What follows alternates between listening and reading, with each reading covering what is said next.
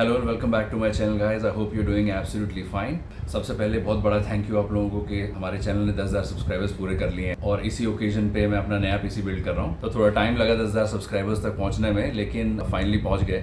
अब next target है 20,000 subscribers, वो भी मुझे लगता है कि आप लोग जल्दी करवा दोगे। तो इसी ओकेजन पे मैंने सोचा कि क्यों ना अपना एक नया पीसी बिल्ड कर लिया जाए। तो एक्चुअली मेरा पीसी जो है वो तकरीबन 8-9 या 10 साल पुराना है। मैंने शायद 2014 में बिल्ड किया था Core i7 4790K के साथ। 16 GB रैम थी उस टाइम। धीरे धीरे मैंने अपग्रेड करके 32 GB किया। ग्राफिक कार्ड लिया, हार्ड ड्राइव अपग्रेड की टाइम टू टाइम पे, जैसे जैसे फुल होती गई, जैसे जैसे स्पीड बढ़ती गई। लेकिन अभी प्रॉब्लम ये है कि जो कोर कंपोनेंट्स है, जैसे कि मदरबोर्ड है, उसमें इतने फीचर्स नहीं है जितने आज की डेट में चाहिए। CPU काफ़ी पुराना है, तो 4K एडिटिंग तो बिल्कुल हैंडल नहीं कर पाता, प्लेबैक होता नहीं है। 1080p बढ़िया से करता है, और काफ़ी पुराना हो गया है। मदरबोर्ड है, बाकी रैम जो है वो DDR3 है 1866 मेगाहर्ट्ज़ की। 32 GB है हालांकि, लेकिन बहुत स्लो है आज के टाइम के हिसाब से। तो मैं ये कोर कंपोनेंट्स जो है, रैम, मदरबोर्ड, CPU और CPU कूलर, ये सब चीज़ें अपग्रेड कर रहा हूँ। कैबिनेट, पावर सप्लाई और हार्ड ड्राइव ये मैं अपग्रेड नहीं कर रहा हूँ, ये मैं धीरे धीरे बाद में कर लूँगा, क्योंकि कोर कंपोनेंट्स में ही बहुत अच्छा खासा पैसा लगने वाला है। तो मेरे पीसी के ओल्ड कंपोनेंट्स जैसे कि मदरबोर्ड है, CPU है, रैम है और CPU कूलर, वाईफाई कार्ड, ये 4 चीज़ें मैंने बेच दी हैं। OLX पे मैंने सेल किए हैं और अच्छा खासा पैसा आ गया मुझे 9-10 साल के बाद भी। i7 लेने का ही फायदा होता है। Core i5 तक है, आपको रीसेल वैल्यू इतनी अच्छी नहीं मिलेगी, लेकिन Core i7, Core i9 ये जो प्रोसेसर्स हैं और इनके साथ के जो Z सीरीज के चिपसेट्स हैं, इंटेल में खासतौर पे, AMD पे मुझे इतना भरोसा नहीं है। AMD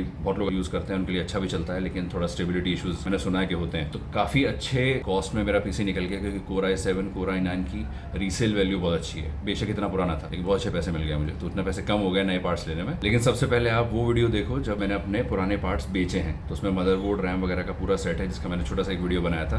जब सेलर लेने आया था घर पे मेरे, उसको मैंने चेक करके दिखाया, एक नंबर फ्लॉलेस चला। कितने साल से मैं मेंटेन कर रहा हूँ और मैंने खुद पीसी बनाया था। उसके बाद अपन नए पार्ट्स की बात करेंगे। बराबर है। CPU कूलर हो गया, ये mount, 4 RAMs, WiFi card, antenna, motherboard.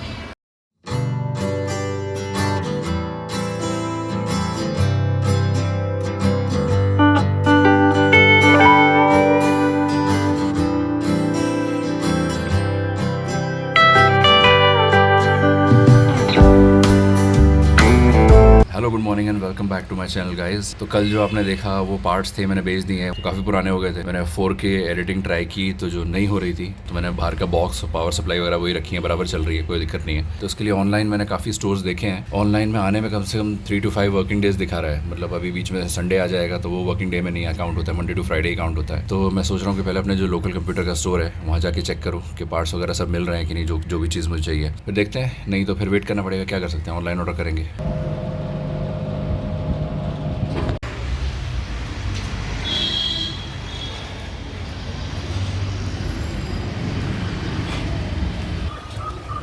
Activa खड़ा हुआ है, और गंदा बहुत हो गया है यार, धूल मिट्टी।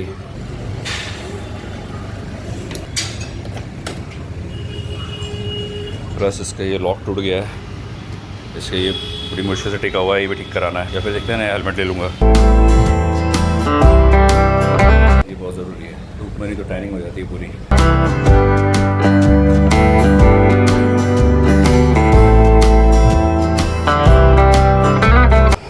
स्वेट सूखता है, जिससे हेलमेट में बास नहीं आती।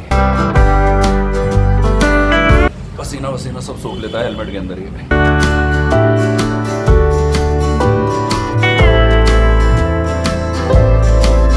अभी मैं इसको खोल नहीं सकता हूँ, क्योंकि ये खोला तो ये ग्लास नीचे गिर जाता है।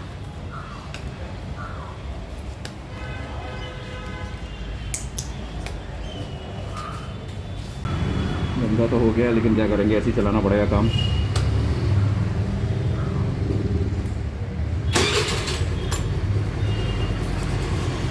तो ये है नए पार्ट्स। ये गीगाबाइट की ROG मदरबोर्ड। तो मेरी ब्यूटीफुल मदरबोर्ड है Z790 ROG क्रिएटर मदरबोर्ड। तो ये मैंने अभी ली है, तो इसकी मैं अनबॉक्सिंग पहले कर रहा हूँ। तो यहाँ से ये सील्ड है, क्योंकि मुझे इसको ले जाना पड़ेगा इसकी बायोस फ्लैश कराने के लिए, क्योंकि जो प्रोसेसर है मेरा 14 जनरेशन का, वो शायद सपोर्ट ना करे। तो मैं पीसी में लगाने के बाद ये बूट नहीं हो और मुझे वापस निकालना पड़े, तो बहुत झंझट का काम हो जाएगा। तो मैं पहले इसको अनबॉक्सिंग करता हूँ और फिर आगे का काम करेंगे हम। तो मदरबोर्ड कुछ ये ऐसी दिखती है।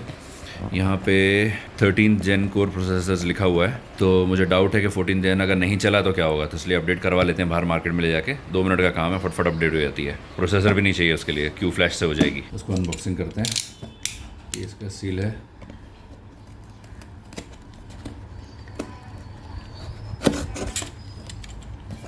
करते हैं सीधा और देखते हैं इसमें क्या क्या निकलता है।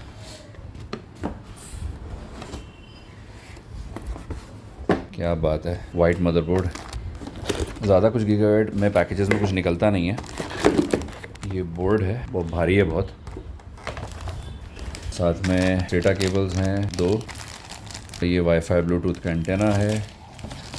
एक HDMI टू HDMI कुछ तो केबल है, पढ़ना पड़ेगा इसके बारे में क्या है। और बाकी ये विजन लिंक के बारे में दिया हुआ है केबल। हाँ, विजन लिंक का केबल है ये, ऐसे कुछ तो कनेक्ट करते हैं। और ये इसकी कुछ तो छोटी सी गाइड है। बस पहले जो बड़े बड़े मैनुअल्स और CDs आते थे मदरबोर्ड्स में, वो अब नहीं आते हैं, बस इतने बड़े डब्बे में। हाँ, और एक ये और है शायद, ये टेम्परेचर सेंसर वगैरह है कुछ तो, ये साउंड का सेंसर है।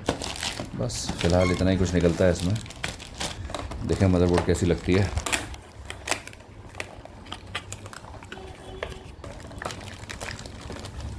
मदरबोर्ड में यहाँ भी सील आती है।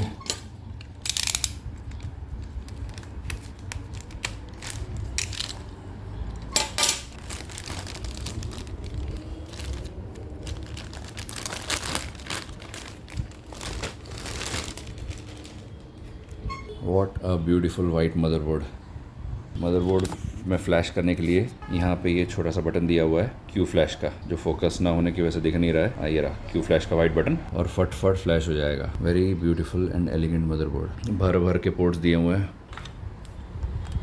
पीछे से यार बैक प्लेट नहीं है इसमें, अगर बैक प्लेट भी होती है तो मज़ा आ जाता, लेकिन बिल्ड क्वालिटी सॉलिड, बहुत हैवी है। तो चलिए इसकी बायोस अपडेट करवाते हैं और फिर PC बनाएंगे अपना। जो पिछले वीडियो में आपने देखा कि मैंने अनबॉक्सिंग की है, इसकी सील कट की है, क्योंकि मुझे बायोस अपडेट करनी थी इसकी। तो ये बेस्ट मदरबोर्ड है अभी तक गीगाबाइट की तरफ से, मुझे वाइट चाहिए थी, और ये क्रिएटर मदरबोर्ड है। फीचर सेट वगैरह बहुत अच्छा है। 5 Gen की NVMe सपोर्ट करती है ये, Gen 5 NVMe, जो कि बहुत मदरबोर्ड्स में नहीं आता, इससे चीपर मदरबोर्ड्स में। दूसरा जो प्रोसेसर है वो है i7 4700K। मेरा पहला प्रोसेसर था वो ये था 4790 के, उसका मैंने बॉक्स आज तक रखा हुआ है 9 साल से। और नया प्रोसेसर है 14700, दोनों i7। ये थोड़ा काफ़ी कॉस्टली पड़ा मुझे, आप देखो यहाँ से 14700K।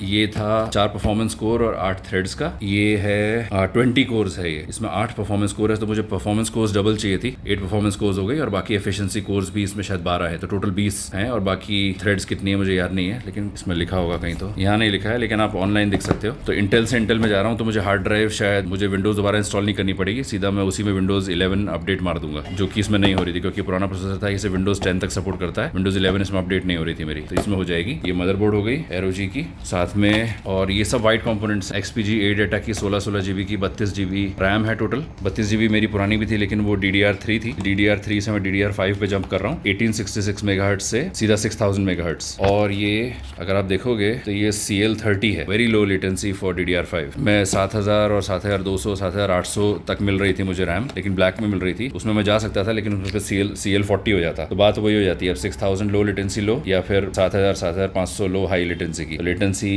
जितना लो हो उतना अच्छा है। तो ये 2 है, ये भी वाइट में है, 8GB रैम है। साथ में ये मैंने इसका कूलर लिया है लियनली का 240 mm का, 5 साल की वारंटी के साथ आता है। ये वाइट में है। ये भी ये नया मॉडल आया था, गैलेहर 2 Trinity 240, और इसके रिव्यूज जो हैं वो ऑनलाइन बहुत अच्छे हैं। मतलब ये कोर i7 तक को अच्छा ठंडा रखता है, मतलब इसकी क्वालिटी वाइज ये कई बड़े 360 mm जो लिक्विड कूलर्स हैं उनको बीट करता है परफॉर्मेंस में। तो मेरा जो केस है वो पुराना है, उसमें 240 mm तक ही सपोर्ट होता है, तो ये इसमें बढ़िया जाएगा। साथ में मैंने 2-3 चीज़ें ली हैं जो मैंने अभी खोली नहीं है, जैसे कि ये है पावर सप्लाई अडेप्टर, जो कि 8 पिन CPU पावर के लिए है, सो 8 से 16 पिन के लिए, क्योंकि मेरी जो 650 वॉट की जो पावर सप्लाई है उसमें एक ही आता है, इसमें मदरबोर्ड में 2 लगते हैं। ये अडेप्टर लिया है मैंने उसके लिए। बाकी 750 वॉट की अगर पावर सप्लाई लोगे या उससे अबव लोगे तो ये पिन उसमें ऊपर डिफॉल्ट आती है CPU पावर कनेक्टर की। तो ये एक मॉड है। साथ में ये मैंने थर्मल ग्रिजली का थर्मल पेस्ट लिया है, ये है क्रायोनॉट एक्सट्रीम, थोड़ा एक्सपेंसिव साइड पे है, लेकिन सबसे अच्छा परफॉर्मेंस इसका ही है अभी तक मार्केट में जितने भी नॉन कंडक्टिव थर्मल पेस्ट है उनमें। साथ में एक मैंने ये मंगाया था अमेजोन से, CPU का LGA 1700 का कॉन्टैक्ट फ्रेम, जिससे टेम्परेचर डाउन होने में लोगों ने 3 to 5 डिग्रीज का फर्क बताया है, इससे CPU बैंड नहीं होता है। थर्मल राइट का आता है, थर्मल टेक जो कंपनी है वो थर्मल राइट बनाती है, तो उसका है ये। तो एक अडेप्टर तो आपने देख ही लिया, इसको यहाँ रखते हैं।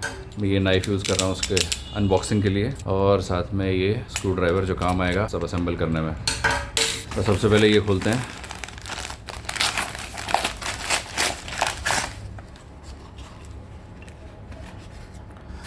थर्मल राइट तो नहीं लग रहा है ये, मुझे क्यों लग रहा है कि ये सब चाइना माल है।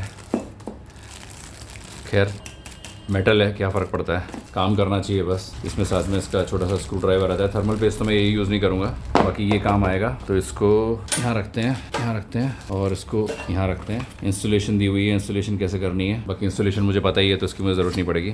साइड में रखते हैं। बेंडिंग करेक्शन फ्रेम है ये, तो मैं स्टार्टिंग से यूज़ करूँगा तो बेंडिंग करेक्शन तो करनी ही नहीं है। क्रैश टू चेक ऑथेंटिक है यार, थर्मल राइट का ये यहाँ लिखा हुआ है, नकली नहीं है। और last but not the least ये है, ओपन करते हैं।